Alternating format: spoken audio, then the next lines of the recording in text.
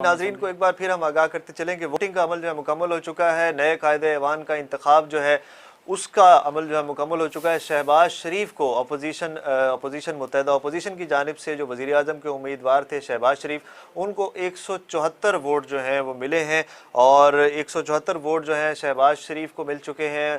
Voting का अमल मुकम्मल हो चुका है। कौमी असम्बली के इजलास में कायदे ऐवान का इंतखाब जो है वो हो चुका है। शहबाज शरीफ पाकिस्तान के 23वें वज़ीर आज़म मुंतखब हो चुके हैं। आपको अहम खबर से आगाह कर रहे हैं, ऐलान होना बाकी है। अयाज सादिक कुछ ही देर में ऐलान करने वाले हैं, लेकिन या जो कौमी असम्बली में आज इजलास जारी है, कौमी असम्बली के इजलास में नए कायदे ऐवान के इंतखाब के लिए वोटिंग का अमल मुकम्मल हो गया। जो काउंटिंग है उसका अमल मुकम्मल हो गया और मुत्तहदा अपोजिशन के जो मुतफ़िका उम्मीदवार शहबाज शरीफ हैं वो पाकिस्तान के 23वें वज़ीर आज़म जो हैं वो मुमकिन तौर पर मुंतखब हो चुके हैं और 174 वोट उन्होंने हासिल किए हैं। नाज़रीन, आपको अहम खबर से आगाह करें कि शहबाज शरीफ पाकिस्तान के 23वें वज़ीर आज़म जो है वो मुंतखब हो चुके हैं और 174 वोट शहबाज शरीफ ने जो है वो हासिल किए हैं। कौमी असम्बली का इजलास जो है अभी जारी है और कुछ ही देर में अयाज सादिक जो है वो बाज़ाब्ता तौर पर इसका ऐलान करेंगे।